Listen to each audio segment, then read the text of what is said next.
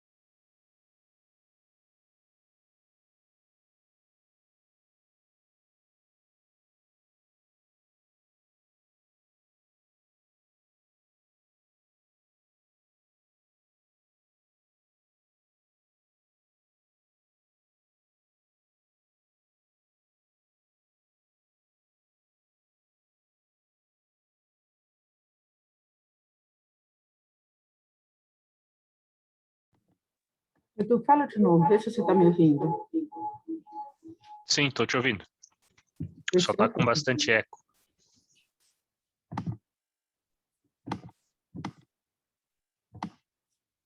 Oi?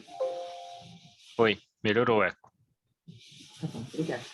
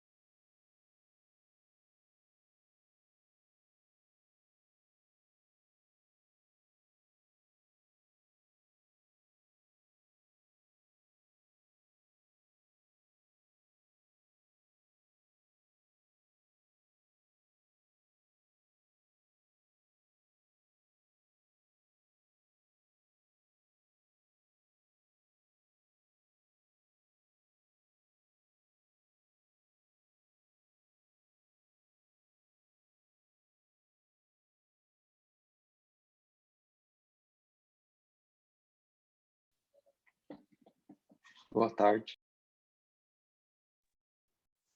Boa tarde, Fernandão. Tudo bem? Tranquilo.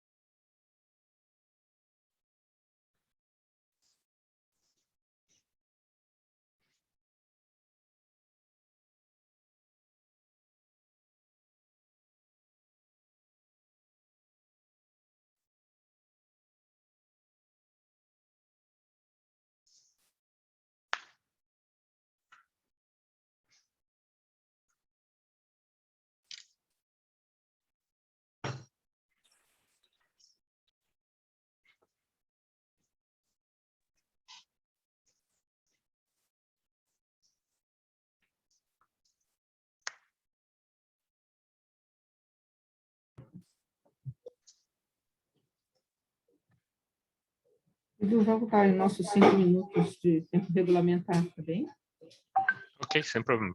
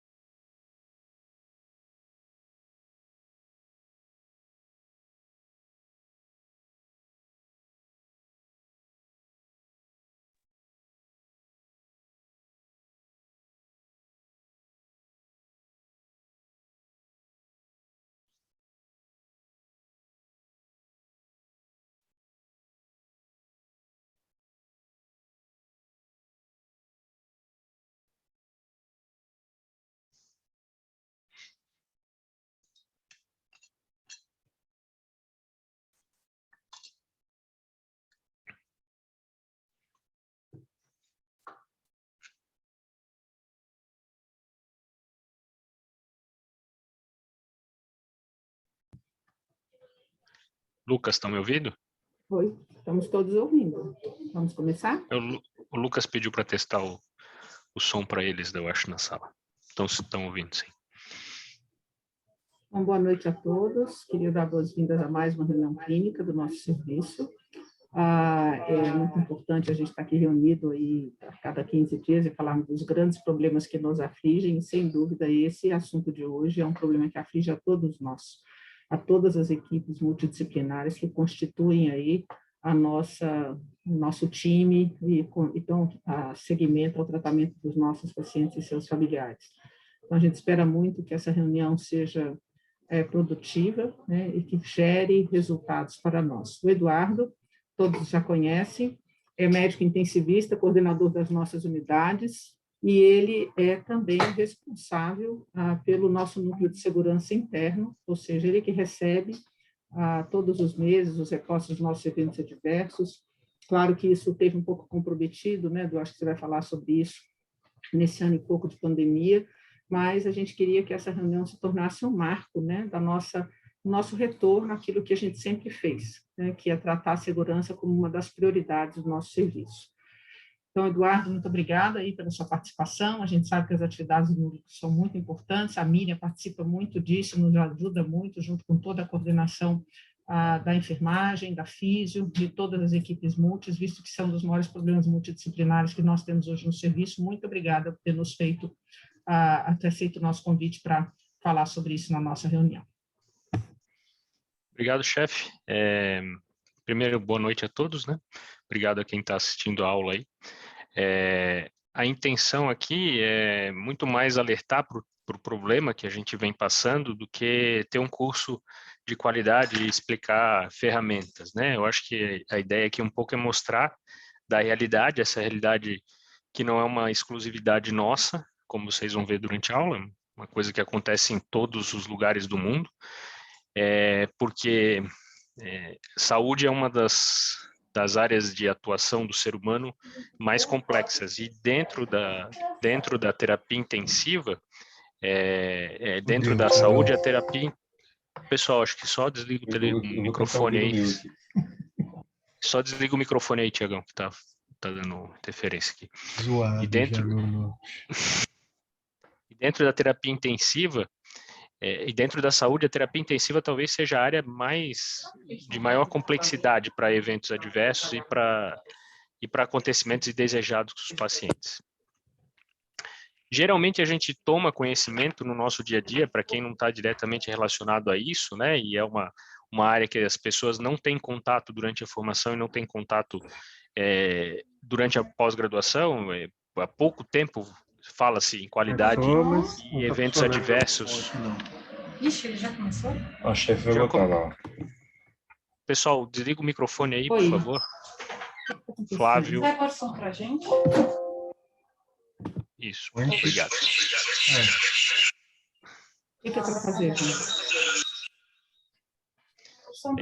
A gente só toma conhecimento disso no decorrer, quando a gente não está diretamente relacionado ao assunto,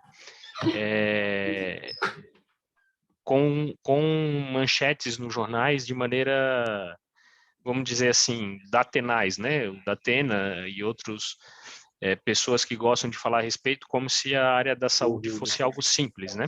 Então, há um tempo atrás, não sei se todos aqui acompanharam, provavelmente não, porque isso aconteceu há bastante tempo, veio a público uma morte de uma criança que uma técnica de enfermagem acabou injetando vaselina em vez de soro fisiológico, né? E na época houve uma repercussão gigantesca, que ela estava desatenta, e como nós vamos ver, isso não é realidade, tá?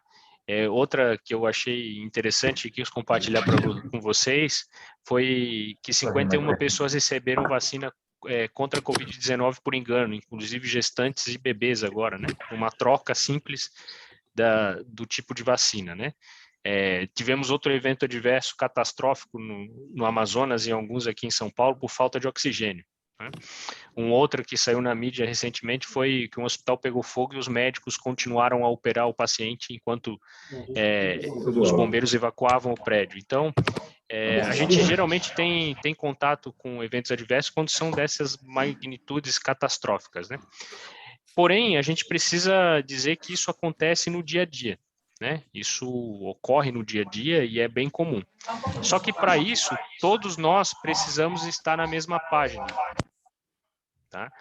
Todos nós precisamos estar na mesma página. E para estar na mesma página, nós precisamos definir uma taxonomia, ou seja, o que nós vamos usar de nomenclatura para definir o que são eventos adversos, o que é near miss, o que é incidente com o paciente, enfim, tá? Se a gente procurar no Google rapidamente, né, sobre evento adverso, nós vamos encontrar 25 milhões e 200 mil páginas a respeito, tá? Isso foi de ontem, eu acessei isso ontem, tá? Nós temos lá 24 definições de erros e 14 definições de eventos adversos. Então, quando começa a dar esse nó todo, nós temos que nos reportar e ver o que a entidade mundial de saúde, que é a OMS, define como evento adverso, tá? Então, a primeira coisa que a gente precisa definir aqui é o que é segurança do paciente. Então, assim, segurança do paciente é quando todos nós estamos preocupados em reduzir ao mínimo aceitável o risco de dano desnecessário àquele paciente. Obviamente que as nossas atividades na área da saúde geralmente vão levar algum dano para o paciente, seja físico, seja psicológico, ele pode ser permanente ou não. E às vezes isso é um custo-benefício que a gente tem que pesar com o paciente e tentar sempre reduzir isso ao mínimo. Mas nem sempre vai ser possível a gente deixar o paciente sem nenhuma sequela ou sem alguma marca da nossa prestação de serviço em saúde. Então, reduzir ao mínimo aceitável esse dano é a nossa perspectiva quando a gente fala em segurança de saúde, tá? Quais são as definições da OMS para isso, tá? O que a gente define como um erro? Um erro é uma falha em executar um plano de ação ou uma aplicação de um plano incorreto, tá? Erros, eles são não intencionais. Então, eu não tenho a intenção de cometer aquilo e acabo executando aquilo de maneira errada, né? Por exemplo, eu estou lá planejando fazer um antibiótico no paciente para correr em 3 horas e por uma distração minha, esse antibiótico corre em 30 minutos. Eu não quis fazer aquilo de maneira proposital, então isso é um erro. Isso é o contrário da violação, né? Violação é quando eu, de maneira proposital, deixo de cumprir algum passo na cadeia de segurança do paciente e acaba que eu tenho algum evento para o paciente. Isso acaba atingindo o paciente. Por exemplo, eu resolvo não seguir um checklist de hemodiálise, por exemplo, para o meu paciente e acaba o paciente tendo uma instabilidade hemodinâmica porque eu não avaliei corretamente, porque eu resolvi pular o checklist que o meu plantão estava muito corrido. Então, eu fiz isso de maneira intencional. Isso é uma violação. Então, é importante a gente começar separando isso, tá? E o que é incidente? Tá? O incidente é um evento ou circunstância que poderia ter resultado ou resultou, né, em dano desnecessário ao paciente. Tá? Eles podem ser oriundos de um ato não intencional ou intencional, como a gente falou agora há pouco. Tá? Então, isso é um incidente na área da saúde. É importante a gente ter essa noção. Por quê? Porque a gente vai ter agora a definição do que é near miss, incidente sem dano ou incidente com dano. Quando a gente está falando, então vou começar de baixo para cima aqui, de incidente com dano, eu estou falando tudo aquilo que atingiu ao paciente, certo? E levou a ele a algum dano, alguma sequela. Eu precisei fazer alguma intervenção para reverter aquilo. Quando eu estou falando de um incidente sem dano, ou seja, aquilo atingiu o paciente, porém não causou nenhuma lesão ao paciente. E um near miss é algo que eu estava quase realizando, estava na beira do gol, vamos dizer assim, para realizar o erro, ou para fazer aquilo atingir o paciente, porém aquilo não atingiu o paciente, ele não chegou a ser executado e ser, por exemplo, colocado uma infusão de uma droga incorreta no paciente, eu percebi antes. Então aquilo é um near miss, tá? Um quase erro. Tá?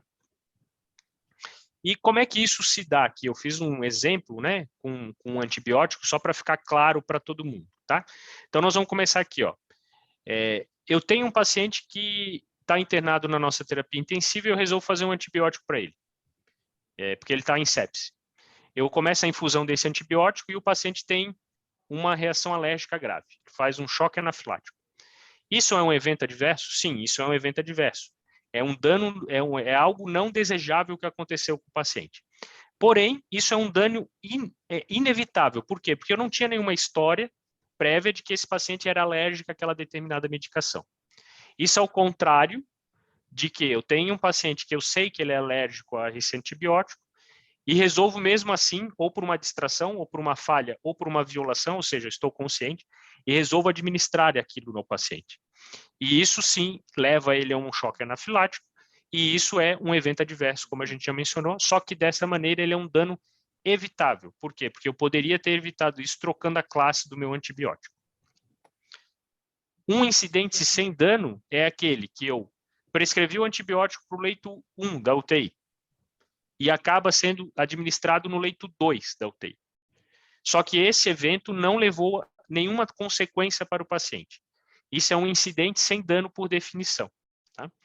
E isso tudo está caracterizado como erro dentro da unidade de terapia intensiva ou dentro da área de saúde. Tá bom? Então, essa nomenclatura é importante vocês terem noção, e essa é uma introdução da aula para que o que a gente for falar daqui para frente fique claro. Nós vamos focar nossa aula em eventos adversos, ou seja, nós vamos falar daqui para frente em coisas que atingiram o paciente e que levaram a algum dano ou a necessidade de eu executar alguma outra terapia ou algum outro procedimento com o paciente em decorrência daquilo. Eu queria trazer aqui para vocês, como epidemiologia, alguns estudos. Tá? Esse aqui é o sumário de eventos sentinelas da Joint Commission A Joint Commission, para quem não sabe, são os hospitais que têm um selo de qualidade, vamos dizer assim, o melhor selo de qualidade do mundo, ou seja, eles são, como é que fala, referenciados, eles recebem essa certificação da Joint Commission e eles passam a reportar para a Joint Commission eventos sentinelas. E aqui esse dado, ele traz os dados de 2005 até 2020. Esse dado aqui ele foi gerado em janeiro de 2021. Tá? Então, de eventos sentinelas, ou seja, aqui nós estamos falando de eventos que deixaram danos permanentes ou levaram a óbito os pacientes, nesse período todos nós tivemos 16.126 eventos sentinelas, tá? Dos quais 6.000 óbitos foram decorrentes de eventos adversos ou eventos sentinelas. Ou seja, nos melhores hospitais que são qualificados, são certificados pela Joint Commission, em 15 anos nós tivemos 6.000 óbitos relacionados a eventos adversos. Ou seja, isso é algo extremamente impactante, é algo extremamente importante. Tá? E aqui eu começo a trazer alguns estudos da literatura para vocês. Esse estudo aqui ele foi conduzido em 70 UTIs, tá? UTIs do Canadá, da região de Alberta, tá? E ele reportou 1.192 erros, tá? Que acometeram 26% dos pacientes internados. E para cada 1.000 pacientes de internado, eu tinha 2,1 evento adverso com aquele paciente. E aqui eu estou falando de evento adverso, ou seja, aquilo que levou o dano. Tá? O erro mais comum foi a administração de medicamentos. Então, a cadeia medicamentosa, geralmente, ela vai aparecer aí como uma das principais eventos adversos. Por quê? Porque é uma cadeia muito extensa e com várias chances de erros durante todo o processo. Tá? Desses, 15% resultaram em eventos adversos. Tá? E um paciente que tem mais de 2 eventos adversos, ele tinha um odds ratios para morte, tá? De 3, ou seja, ele tinha 3 vezes chance maior de morrer.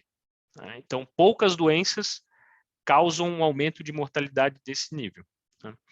E, geralmente, quando a gente está revisando eventos adversos, a gente percebe que pacientes têm o sinal da cruz, como eu falo, né? Ou seja, ele recebe mais de uma vez um evento. Então, você começa a revisar um evento adverso, você percebe que aconteceram 3, 4 com o paciente. Então, isso, de ele ter mais de 2 eventos adversos, é algo que a gente vê no dia a dia quando a gente faz revisão desses casos.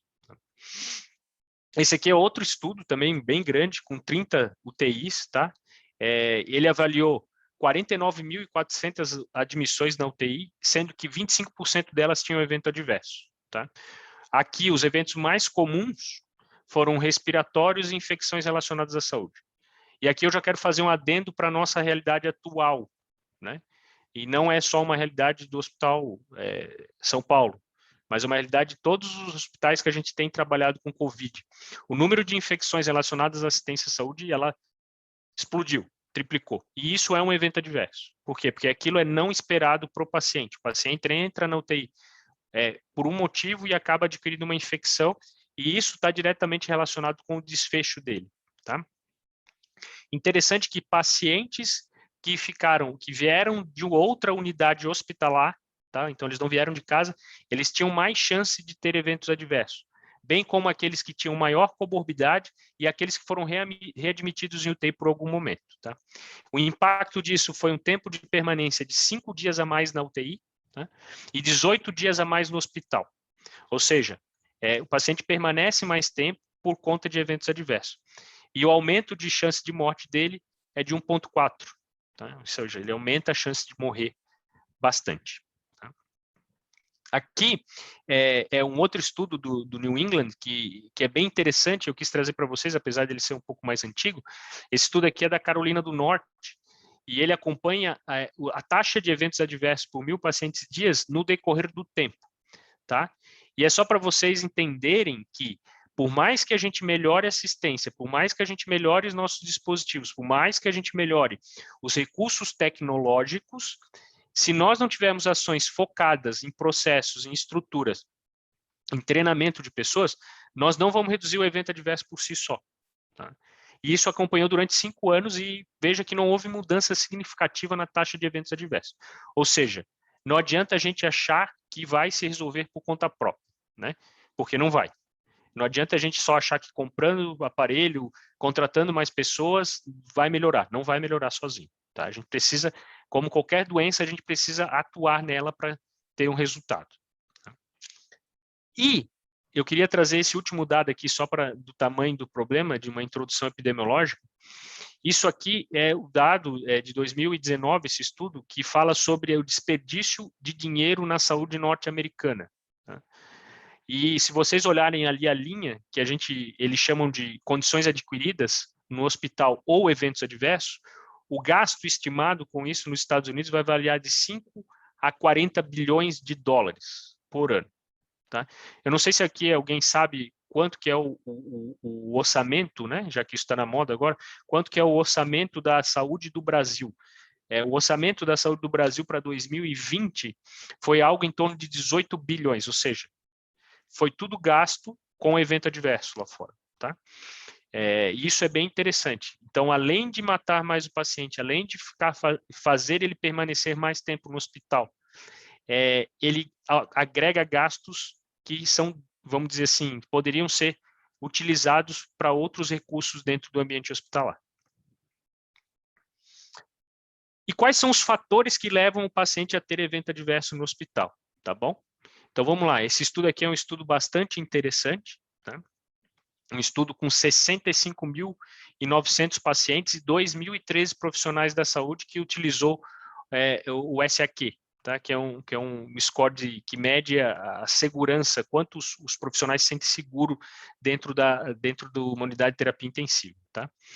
E olha só que interessante, o principal fator relacionado, e daí eu estou falando com os gestores de UTI agora, os gestores de equipe, o principal fator relacionado com eventos adversos foi a queda de 10% na percepção do gerenciamento da unidade, tá? Com um odds ratio positivo para a mortalidade, esses eventos adversos acontecendo. Tá? Do mesmo jeito que uma queda de 10% no clima de segurança da unidade aumenta em 15% a chance de eventos adversos e aumenta em 15% o tempo de internação hospitalar relacionados a eventos adversos. Tá? Então, ou seja, além de eu ter metodologia para evitar eventos adversos, a equipe ter segurança psicológica para trabalhar naquela unidade parece ser um fator bastante importante para isso. Tá? Outras coisas associadas, tá? E eu quis trazer esse estudo aqui, é um estudo de Botucatu, tá? Um estudo publicado na Revista Brasileira de Enfermagem, ok? Que analisou 138 pacientes com 166 eventos adversos, tá? 50% desses pacientes admitidos na unidade de terapia intensiva foram acometidos por algum evento adverso. Tá? Os mais comuns foram lesões de pele, perda de dispositivos e cadeia medicamentosa. Não é à toa que eles são um dos três recomendados aí pelo Ministério da Saúde para se ter ações intra-hospitalar. E quais são os fatores de risco? Então, duas coisas. O tempo de exposição para o paciente.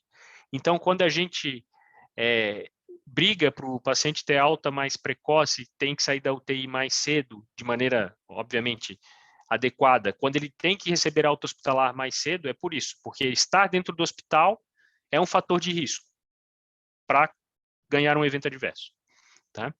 E a complexidade do paciente, a gravidade do paciente também é outro fator de risco, ou seja, o paciente muito grave tem mais chance de alguém cometer um evento adverso com ele. Tá? Tem um estudo que eu não trouxe aqui, mas é um relato anedotal que eu gosto de contar. Tem um estudo que eu não sei porque que ele foi feito, mas enfim, ele mediu pacientes que tiveram no pronto-socorro sem doença. Eles passaram no pronto-socorro porque tiveram alguma manifestação que não era considerada uma doença, né? O famoso DNV. Esses pacientes eles tinham a chance de morrer 3 vezes maior do que a população normal no próximo mês, porque passaram pelo hospital e lá poderia ser que acontecesse algum evento com eles e isso poderia acabar com a morte deles. Então, hospitais são lugares perigosos, então é por isso que a gente precisa tirar os pacientes rapidamente dos nossos hospitais. Tá? Aqui foi um outro estudo realizado com 1.534 profissionais da área da saúde. Tá? O erro a epidemiologia disso foi bastante importante, assim, foram notados 804 erros para cada 1.000 pacientes dias na cadeia medicamentosa, tá?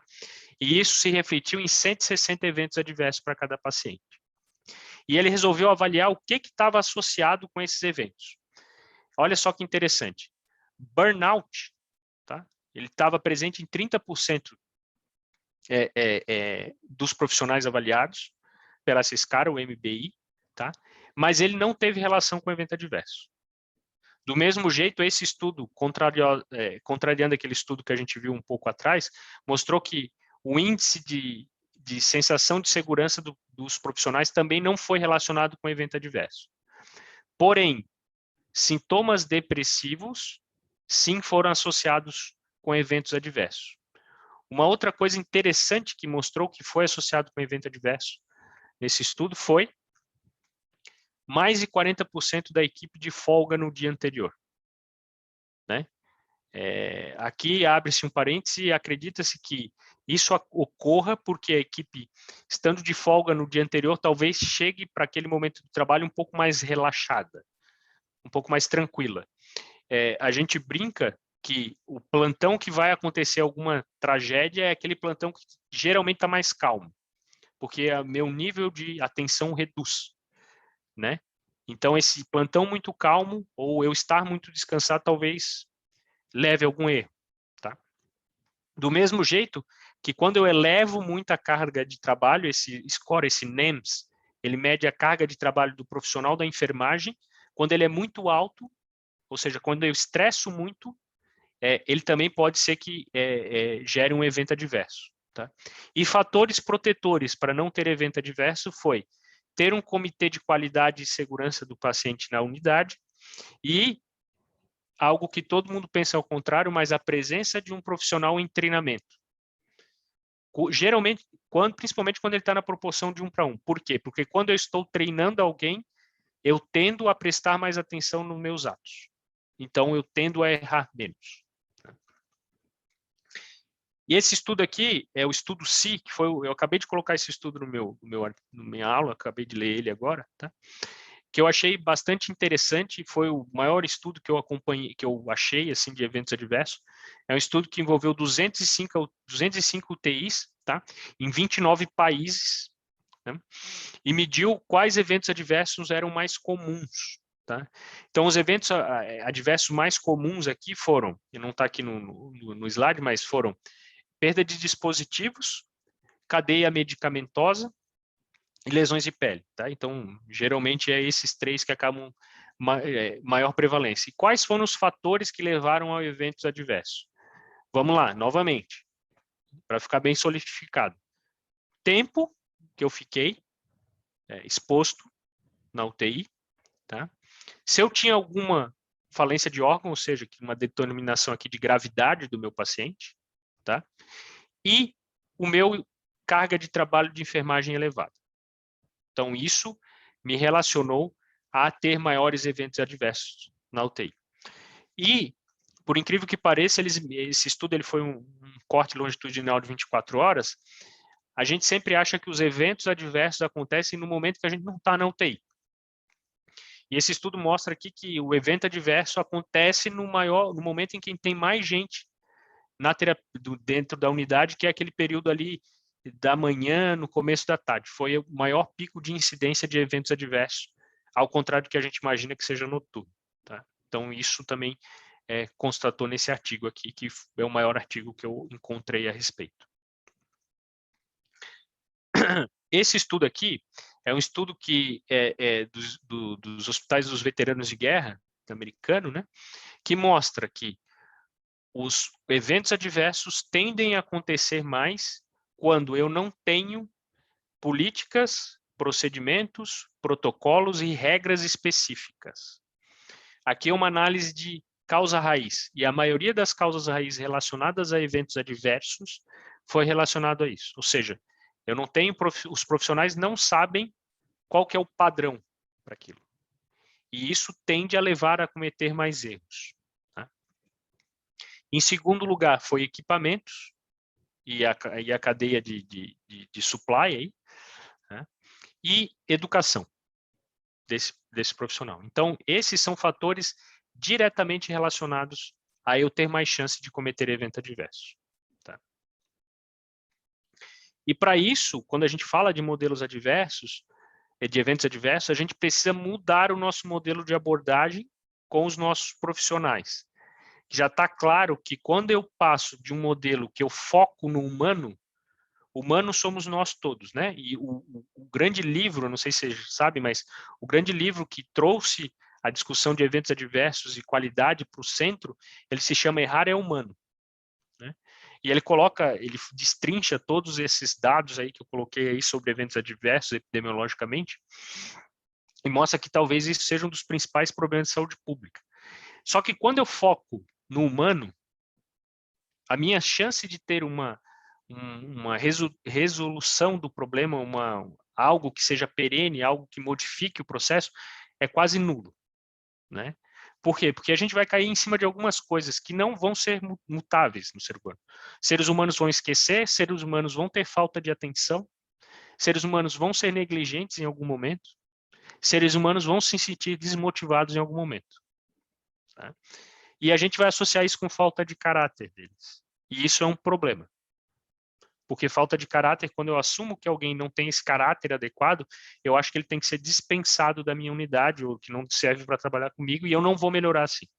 Tá? Ao contrário disso, a gente tem que mudar para um modelo de abordagem que seja sistêmico. Ou seja, eu tenho que ter barreiras para impedir que essa variabilidade humana acabe por afetar o paciente. Tá? Os erros, eles são muito mais consequências do que causas. Tá? E se a gente não pode mudar a condição humana, a gente tem que permitir que a condição humana não seja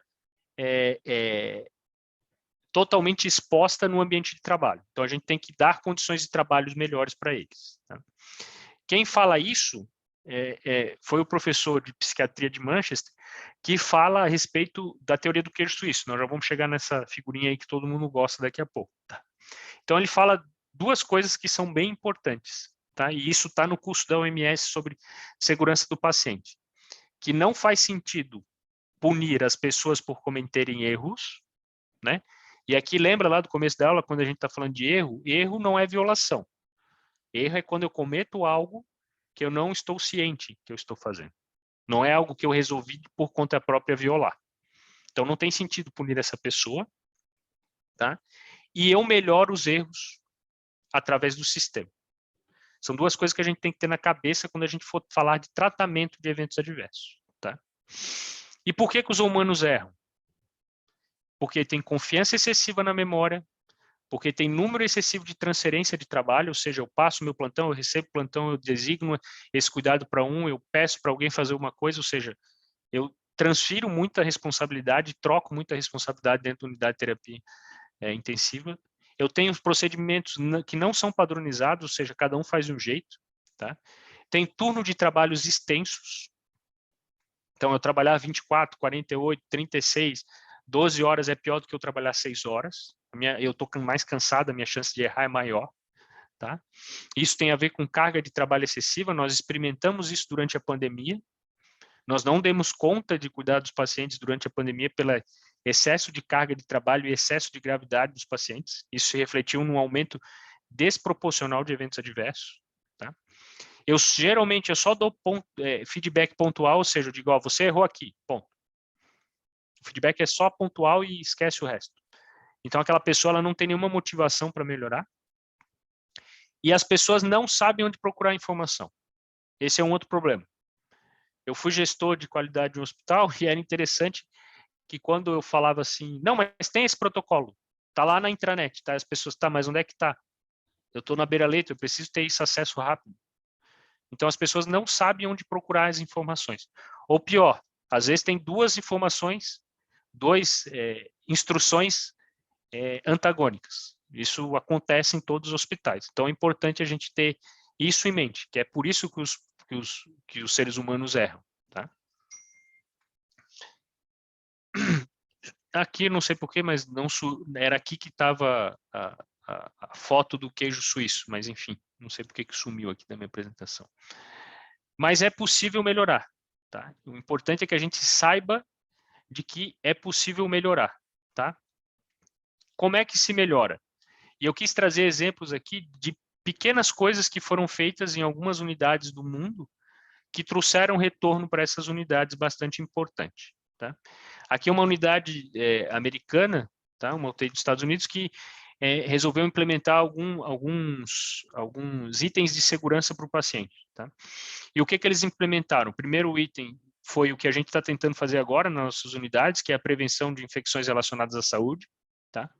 Eles implementaram algo que a gente já faz, que é o round multidisciplinar diário. Outra coisa que eles fizeram, que a gente também começou a fazer há pouco tempo, foi fluxo de vagas e altas, tá? Eles faziam isso 2 vezes ao dia. E eles resolveram tomar as decisões em time, que é mais ou menos o que a gente faz, por exemplo, hoje, quando a gente resolve estubar um paciente junto com a fisioterapia. A gente define em conjunto ali se é melhor ou não. Tá? E alguns resultados que eles alcançaram. Primeiro, redução significativa de pneumonia associada à ventilação mecânica e infecção de corrente sanguínea, o que é algo bastante interessante. E diminuição do custo desse paciente na unidade de terapia intensiva, de $3.500 para $2.700, tá? Que é algo bastante importante na nossa realidade atual, né? Reduzir custos desses pacientes, visto que a gente encontra o nosso sistema quase em colapso relacionado a isso, tá? Outro estudo aqui que vem trazer uma melhoria, tá? Foi um estudo com 1.662 pacientes, tá? Que o foco foi reduzir eventos respiratórios, tá? Como é que eles fizeram isso? Engajamento da equipe, ou seja, todos da equipe foram engajados, principalmente a linha de frente, em melhorar, né? Eles apresentaram os resultados, faziam reuniões mensais e mostravam, precisamos melhorar esse item nesses pontos que pertenciam ao bundle, né? E existia até uma camiseta desse hospital para dizer, vamos reduzir eventos, né? Educação dos profissionais que estavam cuidando desses pacientes, então, essa educação era contínua e a implementação de bundles, né? O que aconteceu? Eles reduziram taxa de extubação acidental, reduziram taxa de pneumotórax, reduziram taxa de troca de tubo orotraqueal, reduziram a incidência de atelectasia e reduziram mortalidade nesses pacientes. Então, bastante interessante perceber como implementações de segurança do paciente podem sim trazer resultados clínicos bastante interessantes, tá? Esse aqui é outro estudo que eu trouxe para os farmacêuticos, é um estudo antigo, né? Provavelmente boa parte de quem está assistindo a aula não tinha nem nascido ainda quando publicou esse estudo, mas esse estudo é de 99, tá? E ele mostrou uma redução de evento adverso na cadeia medicamentosa de 66%, né? Somente com a presença de um farmacêutico na visita multidisciplinar diária. Então, algo bastante importante, nós temos noção de que a presença de cada multiprofissional contribuindo com o paciente é algo que tende a reduzir os erros. E isso é bastante importante, tá? Então, esse é um exemplo de que a presença de um profissional pode reduzir os eventos adversos durante a estadia na UTI. Tá? Quais são os caminhos para a gente melhorar? Tá? A gente vai voltar lá por que os humanos erram. Então, a gente tem que evitar excesso de confiança na memória, certo? Então, eu não posso achar que eu fiz as coisas, eu tenho que ter certeza, e para isso tem alguns itens que eu posso abrir, a lançar mão, como, por exemplo, dupla checagem de medicação, é um exemplo. Então, será que eu fiz ou não fiz? Então, se eu checo 2 vezes ou com outra pessoa, se eu realizei aquele evento, isso é importante, isso reduz eventos adversos. Simplificar as ações, nós temos que deixar de ser burocratas, as ações têm que ser cada vez mais simples, tá? Os processos precisam ser padronizados. Eu preciso adotar medidas restritivas. O que é adotar medidas restritivas? Né? Isso está na moda agora por causa da pandemia, né? Mas não tem nada a ver com a pandemia. Adotar medidas restritivas significa o seguinte: eu não posso deixar que cada um faça as coisas do seu jeito. Eles têm que ser restritos naquele modelo. Ah, mas em tal hospital eu faço desse jeito. Tá, mas tudo bem, mas aqui todos nós vamos fazer desse jeito. Tá? É lógico que quando eu defino alguma coisa, eu vou fazer desse jeito. Aqui vai ser desse jeito que entuba.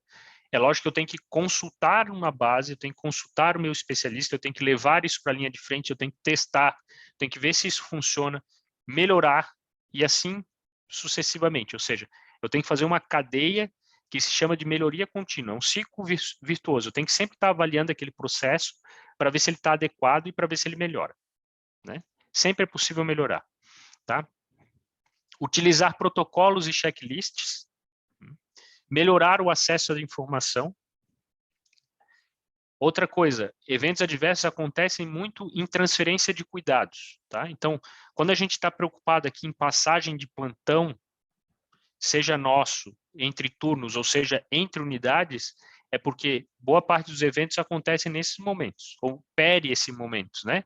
Nas 2 horas primeiras que eu assumi o meu plantão, nos 30 minutos iniciais do plantão, por quê?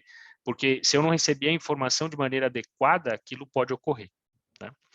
E eu preciso aumentar a retroalimentação da equipe. Ou seja, a minha equipe precisa saber o que está acontecendo dentro da unidade e o que foi feito em relação àqueles eventos reportados, porque senão eu vou tender a falhar, tá? Aqui é outro estudo que eu queria trazer, tá? Que foi estratégias multifacetadas também aqui para reduzir eventos adversos, tá? E eles escolheram 3 itens de alto risco, que foi a administração de insulina, remoção de dispositivos acidentais e anticoagulação, tá? Então, quando eu tive a implementação desses bundles, eu consegui melhorar e diminuir meus eventos quando eu implementei após a administração de insulina, relacionada à administração de insulina, e relacionada à remoção de dispositivos, tá? Só que olha só que interessante, quando eu paro de fazer essa ação, quando eu deixo de lado essa ação, quando eu paro de prestar atenção nessa ação, isso não se perpetua. Então não adianta eu fazer um voo de galinha, melhorar aquele processo, ajustar todo aquele processo e esquecer dele, porque a tendência natural é a gente deixar de prestar atenção e aquilo voltar a piorar, tá? Então é por isso que é importante uma continuidade nesse processo, tá?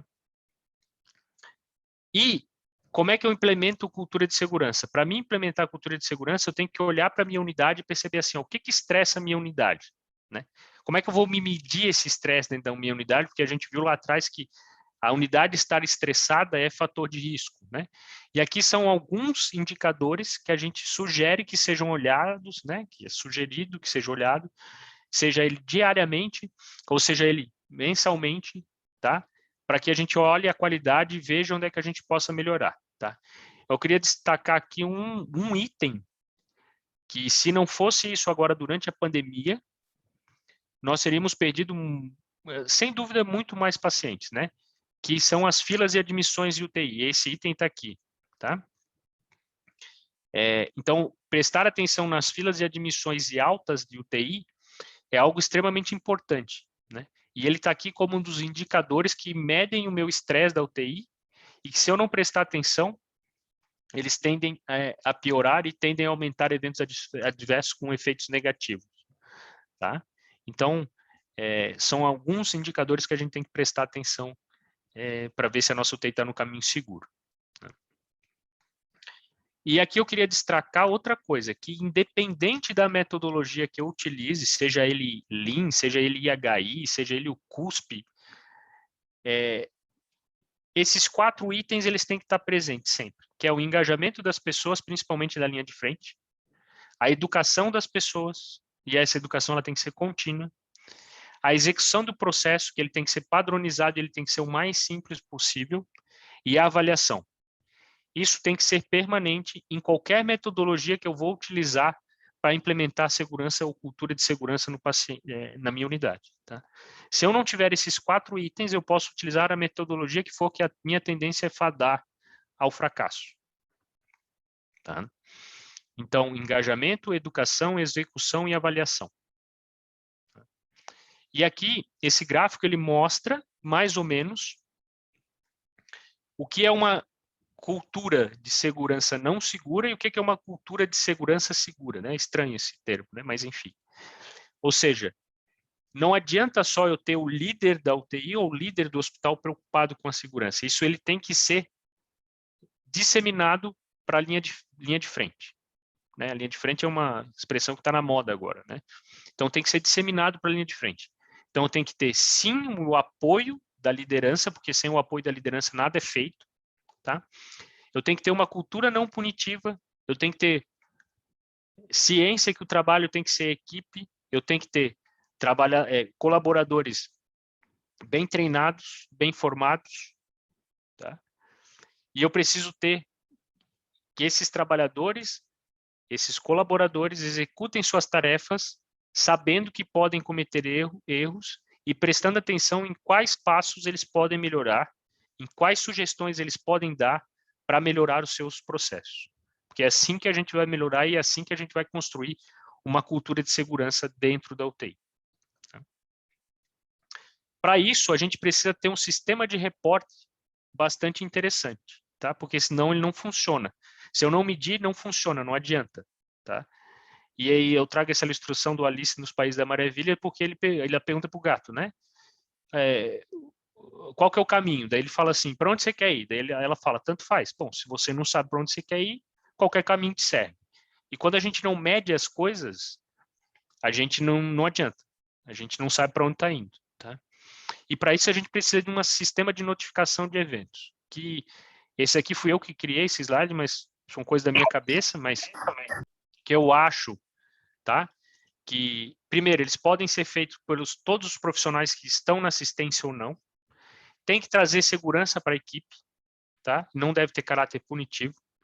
Ele só vai ter validade se ele tiver um caráter construtivo e trazer análise e trazer plano de ação, tá? E ele tem por objetivo identificar risco, perigos e coisas desse tipo, tá? Tem que ser anônimo, tem que ser fácil e tem que promover oportunidade de melhoria e revisão prática. E sempre com foco em processos e estrutura, tá? Aqui, só para trazer, no Hospital São Paulo, não sei se todos os residentes novos sabem, mas a gente tem acesso a isso na página do Hospital São Paulo, basta clicar ali em notificação de eventos adversos, ele vai te abrir a notificação e você pode notificar de forma anônima qualquer evento adverso que ocorra com o seu paciente, tá? E para finalizar, eu queria trazer aqui que parece que a gente nunca executou nada, né? A gente tem uma dificuldade muito grande em demonstrar o que a gente faz, né? Mas eu queria trazer aqui algumas coisas que a gente fez, tá? Primeiro, quando eu era residente aqui, não tinha visita multidisciplinar. E a gente implementou essa visita multidisciplinar e é um motivo de orgulho. Poucos lugares no mundo fazem visita multidisciplinar como a gente faz, né? A gente implementou um controle glicêmico eletrônico. Isso facilitou muito o trabalho da enfermagem e a segurança dos nossos pacientes. A nossa taxa de hipoglicemia são muito baixas.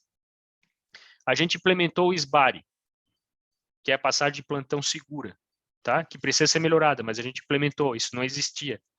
A gente fez o checklist e a lista de diálise, evitamos que muitos pacientes morressem durante a diálise ou por falta de. A gente criou um checklist de intubação. A gente teve muito problema com intubação durante o início da pandemia e isso melhorou bastante. Ainda temos muito a melhorar, mas precisamos resgatar, mas a gente foi feito e executou isso, tá? A gente criou um grupo de gestão de vagas, certo? E esse grupo de gestão de vagas possibilitou, com certeza nós admitimos muito mais pacientes do que se a gente mantivesse o nosso sistema antigo, né? A gente fez uma mudança de rotina na nebulização. Antes, pacientes morriam, paravam, tinham parado cardíaco quando começava a nebulizar depois de uma traqueostomia, e isso não aconteceu mais. A gente mudou o nosso processo. A gente mudou a nossa rotina de passagem e liberação de sonda nasointeral. A gente melhorou o controle na comunicação com os familiares. A gente tinha bastante queixa no começo da pandemia a respeito de que a gente não tinha contato com os familiares, a gente melhorou isso, tá? E a gente hoje, a última ação aí que foi feita aí, foi o controle do uso de sedativos, opioides, bloqueadores neuromusculares. A nossa instituição conseguiu passar todo esse perrengue, todo esse período, sem faltar e sem colocar o nosso paciente em demasiadamente em um estado de insegurança, né? Então é bom a gente relembrar essas coisas. Nenhuma dessas aqui a gente fez grandes leans, grandes teorias por cima. Foram coisas pensadas, executadas, revistas, melhoradas, e assim a gente tem que ir caminhando, sem muita burocracia, mas buscando o resultado de segurança do paciente e principalmente de segurança psicológica para a equipe, tá? Eu acho que eu passei um pouco do tempo aí. Desculpa, eu acho que eu falei demais, mas obrigado a todos. Imagina, Edu, foi ótimo. Muito obrigada aí pela sua participação, uma brilhante apresentação, trazendo para nós aí os pontos principais da questão da segurança do paciente. Queria saber se temos alguma pergunta no chat, se alguém quer fazer alguma colocação. Eu tenho uma pergunta para você, Edu. Você falou bastante sobre a questão de como lidar com a abordagem do erro, né? Como fazer com que essa abordagem do erro seja construtiva. Então, eu queria que talvez você nos falasse rapidamente como você acha que a gente lida com o erro aqui. Se você acha que a gente lida adequadamente ou se tem alguma melhoria que a gente possa ter nesse sentido. Primeiro, eu acho que a gente não tem uma cultura estritamente punitiva, tá? Eu acho que a gente não tem essa cultura. Eu acho que o que a gente talvez falte um pouco, chefe, foi algo que a gente fazia muito bem lá atrás, a Miriam fazia isso, a gente mostrava para a equipe quais eram os principais erros e quais eram os principais eventos adversos que a gente cometia, e hoje a gente deixou isso esmurecer, vamos dizer assim, né? Não propositadamente, mas por conta de tudo que aconteceu no mundo, né? As pandemias, e principalmente eu acho que a gente, com o erro, a gente não dá o feedback do que a gente fez para aquele erro, né? A gente vai lá, executa, enfim, mas eu acho que falta um pouco levar isso para a equipe, tá? Eu não acho, assim, eu acho que o nosso clima de trabalho é muito bom. A gente trabalha num ambiente hostil, né? Hostil. Talvez poucas profissões do mundo trabalhem num ambiente tão hostil. E trabalhar nas nossas UTIs é dobro da hostilidade das outras UTIs, né? E a última pesquisa de segurança que a gente fez era boa dentro da nossa unidade. Então, eu acho que a gente lida bem com o erro. Talvez a gente não tenha grandes processos, grandes estruturações, mas eu acho que as pessoas lidam bem com os erros. Eu acho que uma coisa que a gente tem aqui, que eu não percebo, que eu não percebo em outras unidades, às vezes, a gente não tende a não esconder o erro. Poucas pessoas escondem os erros aqui. A gente tem acesso aos erros, as pessoas falam. E quando isso acontece é porque eu acho que a gente está no caminho certo. Temos a melhorar, mas eu acho que a gente está no caminho certo. Perfeito, Edu. Mais alguém tem alguma colocação, algum comentário? Tem um negócio aqui, peraí.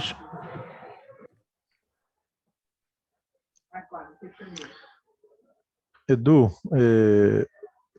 inicialmente boa tarde ou boa noite já a todos. Muito bacana a apresentação, acho que, né, teve um aspecto aí de refletir mesmo a nossa realidade. Você comentou muito, Edu, sobre estratégias de abordagem para reduzir os riscos de eventos adversos, né? Isso, de uma certa forma, né, você mesmo colocou na apresentação, passa por medir, avaliar, passa por um sistema de notificação de eventos, né, eventualmente por um comitê de segurança. E a maior parte das ações são ações que podem ser tomadas dentro do ambiente de UTI. Então, eu te pergunto o seguinte, o fato do hospital não ter um comitê de segurança, isso impede, né, a gente desenvolver estratégias para reduzir esses riscos, esses eventos adversos? Assim, Flávio, não é porque eu sou intensivista, mas a UTI é o principal lugar do hospital, né? É onde as coisas realmente acontecem, né? E eu acho que os profissionais que estão dentro da terapia intensiva, por natureza, já têm essa visão um pouco mais voltada para esse aspecto de segurança e de qualidade do paciente. Eu não vejo que isso é um impedimento, não. Aliás, eu acho que a gente é que acabou forçando, né, o hospital a ir nesse caminho, né? Eu acho que a chefe pode falar aí, mas tem muita gente que não sabe que nós somos certificados, né, chefe, com selo de qualidade Platinum da AMIB, né? E a gente não tem toda essa estrutura que um hospital privado tem, por exemplo. Eu não acho que é necessário, não, Flávio. Eu acho que a UTI por si só pode fazer isso. Não precisa ter Lógico que quando você tem um apoio do hospital, com estruturação, com tudo isso facilita. Mas quando não tem, cabe a nós fazermos, né? Todo gestor de UTI, ele tem que estar preocupado em melhorar a sua qualidade. E melhorar a qualidade significa evitar evento adverso. Não tem jeito. Não sei se eu fui claro na resposta, se eu só enrolei, mas é isso. Não, foi sim. Edu, eu acho assim, você tem muita razão, né, nisso que você está falando, e sim, a gente passou por esse processo de certificação há 2 anos e fomos bem nele, né, não sei se nós passaríamos de novo, porque está tudo um pouco confuso, né, mas nossos processos foram, nossos bons processos, e o fato da gente ser um UTI certificado, como você mencionou brevemente na sua apresentação, foi o que nos permitiu tocar a pandemia, né, se nós não fôssemos a UTI organizada que somos, nós não teríamos passado pelo que a gente passou, né? Nosso tempo já está acabando, mas eu tenho uma última pergunta para você. Na sua apresentação, você falou um dado muito interessante, que as pessoas às vezes têm um pouco de preconceito em relação a ele.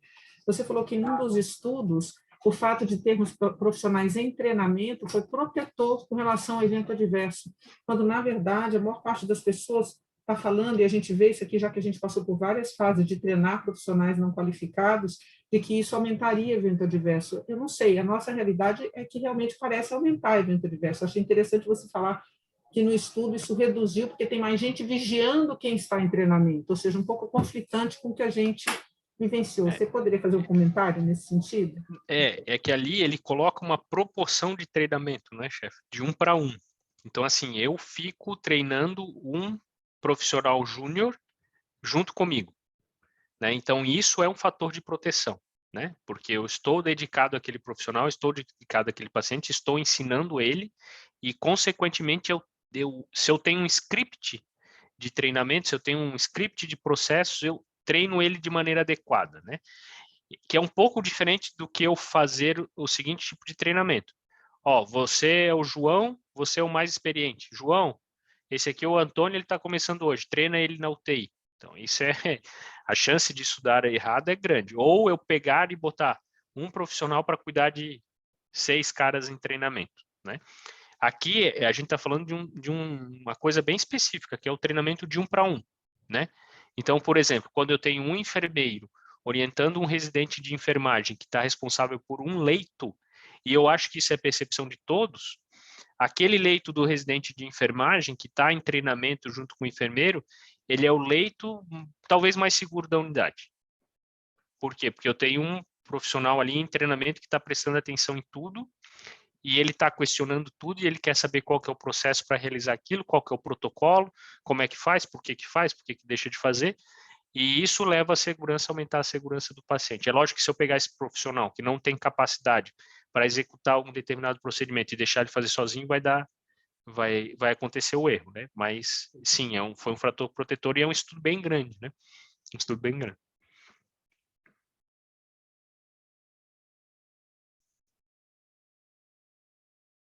Alô? Oi, gente. Temos mais alguma pergunta, alguma coisa, alguma posição?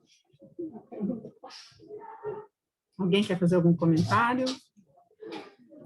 Olha, Edu, você deve estar vendo aqui no chat, né, uma série de parabéns para você, parabéns pela forma como se abordou essa reunião, a equipe multi.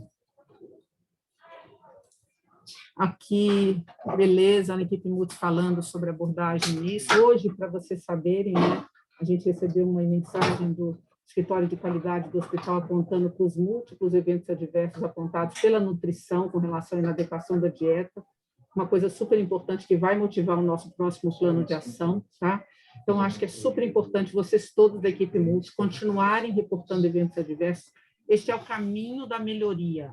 E são vocês, nossos residentes, nossos profissionais, que vão fazer com que esse serviço cada vez mais busque pela qualidade e pela segurança. Queria agradecer muito a você, Eduardo, pela sua paciência aí conosco, por trazer toda a sua qualidade, todo o seu conhecimento, e vamos lá liderar esse processo. 2 processos de plano de ação de imediato, esse da nutrição, e também uma melhor qualidade no nosso checklist de intubação, aí FISO, enfermagem e médicos, esse é o nosso alvo de melhoria para as próximas semanas. Muito obrigada pela presença de todos. Obrigado e até a minha próxima aula na terça-feira à noite. Não percam. Exatamente, temos aí a reunião de mortalidade. Mortalidade. Né? Muito bom, estão todos convidados, a gente vai divulgar. Tá? Obrigada a todos. Obrigado. Tchau, tchau.